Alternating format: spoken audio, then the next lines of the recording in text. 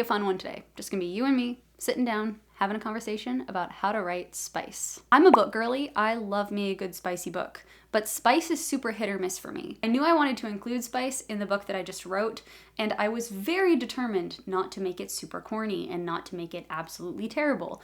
So I set off on a quest to go and discover what it was that differentiated the spicy scenes that I liked, that I got into, versus the ones that I hated, that were corny and that were terrible and that pulled me out of the story and made me just want to die of secondhand embarrassment. So I will be sharing my findings in this video. I'm an award-winning author. I've written many books. I've only written one book that contains spice in it. However, I am pleased to say that that book is currently with beta readers, and 8 people have commented on my spicy scene, and it has received accolades such as 10 out of 10 no notes. You did so good on this scene. I have no words. I wouldn't change anything. I think it really fits into the spicy world right now. This spicy scene was amazing. So yeah, I'm extremely accomplished.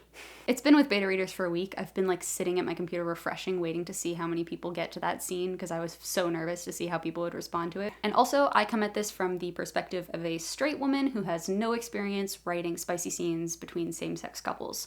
So just bear that in mind. That might color some of my tips. So now that we've gotten that out of the way, let's just dive right into it. So if you have decided to write a spicy scene in your book, exciting. The first thing you have to do is you have to make sure that the scene is earned. This looks like having 2 characters that have been yearning after each other, have there be a lot of build-up, have there be deep emotional stakes. There has to have been like a lot of inner turmoil between each character, a lot of like will they, won't they, leading up to the spicy scene, or there's not going to be as big of a payoff. If I'm reading a book and 2 characters meet in chapter 1 and they hit it off, and then immediately in chapter 2 there's already a spicy scene and they're going like crazy, like full on balls to the wall, like all over each other, I'm not that invested because it just feels like it's 2 cardboard cutouts of people that are doing this thing instead of these 2 characters who I've been like waiting to just kiss already for a really long time. So there's no emotional payoff. There's a reason that most of the spicy scenes that I enjoy in books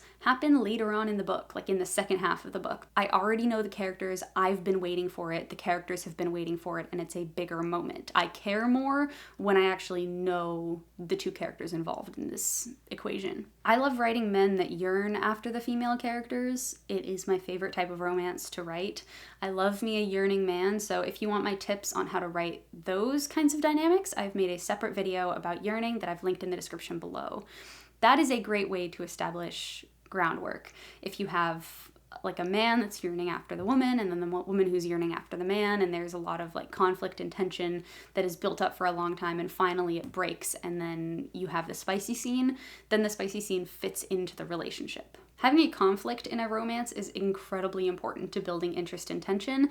If these 2 people just hit it off and they immediately like each other and they don't have any obstacles in their way and they're just all over each other from day one and have perfect communication and everything is fantastic, it's not that interesting to read about.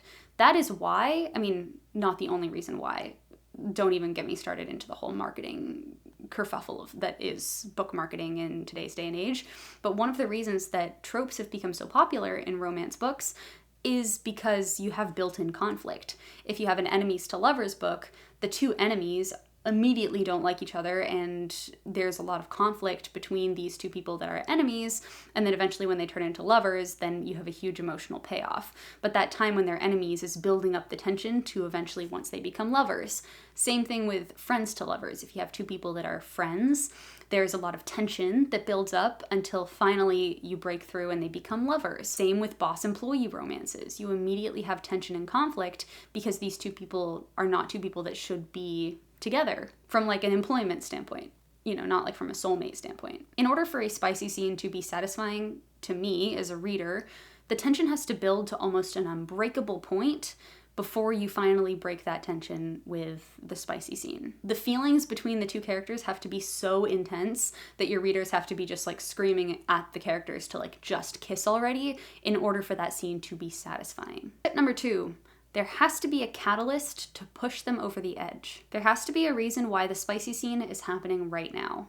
Maybe the two characters just watched each other almost die. Maybe they almost lost each other. Maybe they finally confessed their feelings that they've been harboring for 15 years and it's just really emotional and they just want to be really close. Maybe one of them just got attacked by a ghost and they got ectoplasm all over their body, and the ectoplasm amplifies their emotions and they were already attracted to the person, but because of the ectoplasm they just can't contain themselves anymore, and so now they really need to be all over that person. There just has to be a reason why it's happening at this moment. If it happens for no reason, sometimes it's fine, but I really prefer my spicy scenes to move the plot and the relationships and the characters forward and not just be there for no reason. I get kind of bored just reading spice if it's just there for no reason. It's much more interesting when the two characters are diametrically opposed enemies, and then something happens and they realize their attraction for each other, and that's why the spice is happening. And then after that spicy scene, things are not the same for them. They can't walk that back. That advances the plot, that advances the relationship, that serves a purpose in your book. It's not just a couple who's been together for 10 years having a spicy scene just for funsies, and it doesn't change anything about their relationship. That is more of an epilogue spicy scene or a bonus spicy scene. I don't think that serves a purpose in a book. Unless that is what you're writing, and these types of books totally do exist. I'm not trying to bash them. I'm coming at this from the perspective of someone who writes very plot-driven books with spice in them, not spicy books with some plot in them. But all of these books have their place in the market, and all of them are completely valid, so if this is the kind of book that you're writing, completely ignore this piece of advice. Alright, so now you've laid the groundwork, your characters have lots of yearning, they've been wanting each other for a while, they're trying to deny their feelings, but they just can't deny their feelings anymore because their feelings are so powerful. Then there was a really emotional moment and they watched each other almost die, and now they're at this point where they've just realized that they have feelings for each other, and it's really powerful and very emotional, and they just look at each other. And now what are you gonna do? These next tips actually concern themselves with the scene itself and not the build up to it. My third tip is consider the power dynamics. Psychologically, women, who are the main audience for spicy scenes in books, find power imbalances attractive. This is just a psychological thing with women's monkey brains. And if we, as authors, understand that, we can use that to make our spicy scenes extra fun to read. Power dynamics can look like an imbalance between characters, one character is the very powerful billionaire and one of them is not. Power dynamics can look like imbalances in the place that they're at. So one character knows the place very well and one character does not. Most of the time, the character that doesn't have as much power is the female character in the spicy scene. This can also be a power imbalance inside the scene. For example, a character is a high lord of the night court and has the girl within the spicy scene pretend to be his female friend, and she has to dress up in a very provocative outfit and go sit on the throne with him on the night court in the night court as he addresses his subjects, and she has to play this role of being his female friend and sit on the throne, and he has to feel her up in front of the entire court. That is a power imbalance because he's very powerful, he's the High Lord of the Night Court, and she is dressed up like his female friend and is really open to whatever whims that he has and however he touches her and however he needs her to play the role. It can look like the man is a duke and has the woman on the throne in his throne room, on his throne, exactly how he wants her. This usually features some sort of dominant male character with a more submissive female character. But this looks like the man having the woman exactly where and when he wants her. And also being extremely worshipping and cherishing. I've noticed that the good spicy scenes always feature a male character who is obsessed with the female character, and while he takes what he wants from her, it's always very female focused, and he's obsessed with her, and he cherishes her, and he worships her. Because women are usually the people that are reading these scenes. I say, as someone who reads a lot of these scenes. So this next thing is the most important thing we're going to talk about this entire video. If you don't take anything else away from this video that I've said, I want you to take away this, because this is the key to writing a good, not corny, spicy scene, and that is pacing. Pacing is so important to writing spicy scenes, it's actually unbelievable. Pacing can be the difference between a well-executed and completely abysmal spicy scene. Well-written spicy scenes are paced extremely well, and their pacing follows a similar structure and cadence to a woman building towards a climax. At the end of this video, I'm gonna give you some scenes that I have found very effective and like well written that have not made me like cringe and want to turn off the book or close the book or whatever. So if you read one of those, you will see what I mean. Language is used in a very deliberate way to stretch out certain moments and condense other moments. The general pacing structure of a spicy scene typically has the section at the beginning, which is the long build-up section. You take long pauses, you have very specific descriptions as to what is happening and who is touching what and what piece of clothing is going where. It's very specific descriptions of where the man is touching them and how that makes them feel. And this is drawn out and stretched out, almost like you're writing it in slow motion. Then it slowly starts ramping up in pace. Once things start happening, the pacing gets faster and faster. The language starts you get like shorter, more clipped sentences. Things get a little bit more frantic. You get more repeated words like more or mine or yes, oftentimes on their own lines. And it gets shorter and faster and more intense until you get if it ends. Sorry, this is not a PG-13 conversation, but I'm trying to be PG-13 about it, okay? This is a very intellectual conversation. Oh my God. I'm lucky I'm wearing white or I'd be like beet tomato red right now. The next key to writing a good versus a bad, corny, spicy scene is you have to be very particular about your dialogue. Dialogue can be the biggest ick for me when I'm reading a spicy scene. It has to be done very carefully. I have only read like a handful of books, less, like a sprinkle of books where dirty talking in the book is actually effective.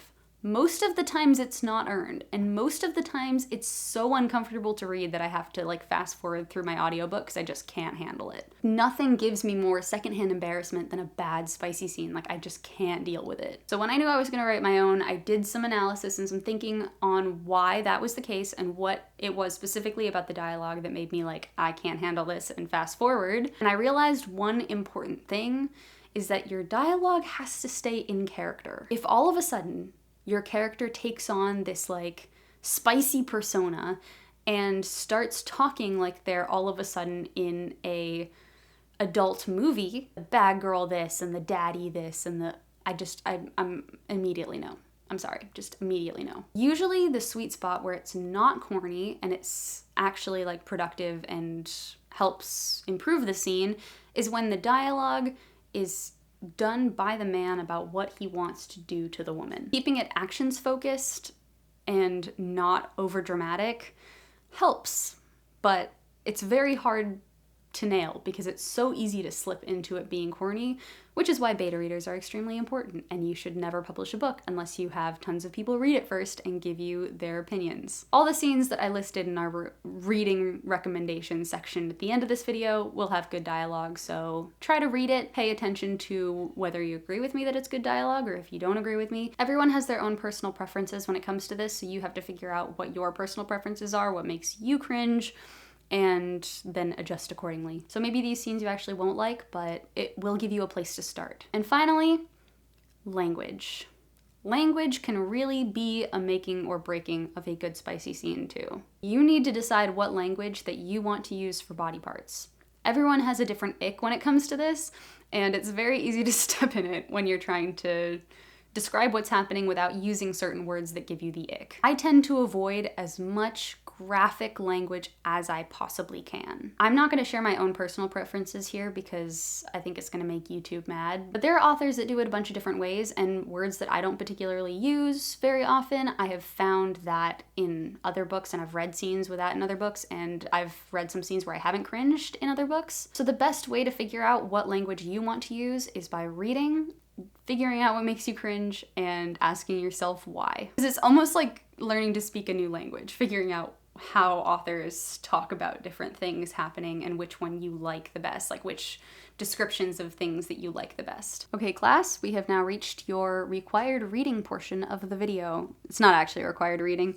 These are just scenes that I read and enjoyed and didn't think they were corny, and so that's why I have a list of the ones that are not corny, because there are just so many corny ones. And if you want to write ones that are not corny, you should create your own list of ones that you don't find corny so that you can replicate that in other books that you write. We need more non-corny spice. Spice is fun to read. I enjoy reading it. I just don't like it when it's really corny. So please go out there, write non-corny spice, carry the torch for me, carry the torch forward. We will blaze ahead and write spice that is better than the really, really awkward, super uncomfortable ones that give you the ick. Okay, here are the ones that I like. Number 1, In a Court of Thorns and Roses by Sarah J. Maas, Chapter 22, When Tamlin Encounters Feyre After Calanmai. Dun, da, da, da. In A Court of Mist and Fury, the book 2 in the series. First number 1 mention is Chapter 42, When Rhysand and Feyre Go to the Court of Nightmares. And next is Chapter 48, When There Is Only One Bed at the Inn. Next up on the roster, we have Chapter 48 of Iron Flame. If you've read that, you know exactly what I'm talking about. And Chapter 49 of Onyx Storm. The power thing that I was talking about will be on full display in every single example that I've given you so far, and so will the pacing. Especially in the Sarah J. Maas stuff, her pacing is fantastic. And the final scenes that I will mention, just because I read this book recently and really enjoyed it, is Chapter 21, kind of onward. There's like kind of a bit of a section in Heartless by Elsie Silver. Very different genre. That's a cowboy romance. Unbelievably good. Loved that book. Still a bit of a power thing because the guy is older than the girl and it's like a single dad nanny romance. It's really, really good. Bonus points for Chapter 11 in that book if you want to learn how to build tension, because amazing. I think that scene kind of altered my brain chemistry a little bit. Okay, so there we are. That was the girl talk video about how to write spicy scenes. I hope that it was helpful or gave you something to noodle on or think about. If it was, I'd be super grateful if you could take a second and like this video and also subscribe to my channel. My name is Claire Fraze, and I'm an award-winning author who makes videos sharing actionable writing tips that helped me make my own writing better. I am the author of the 5-book paranormal thriller They Stay series, and my book They Stay They Stay's over there, won the grand prize at the 2023 Writer's Digest Self-Published Book Awards, which I'm very proud of it for. None of those books have spice in them. My new ones do, though. I have a series that I just sent out, like book 1 off to beta readers. That's a new like paranormal thriller series with spice in it that I'm super excited about. And then I'm also starting a new pen name with cowboy romances under that pen name. So those will be spicy too. So I'm having fun with those. If you have any tips for writing non-corny spicy scenes, or want to drop in the comments things that make you cringe or give you the ick when you're reading spicy scenes, please do us all, the writers here, a solid. And if you're a reader, just let us know what you really, really hate in spicy scenes so that we can internalize that and help write more books that are not corny and that we can do better as writers. Because there's a lot of really unfortunate spice out there, not gonna lie. So don't be a part of the problem, be a part of the solution. I hope you have a fantastic week, everyone. And as always, happy writing.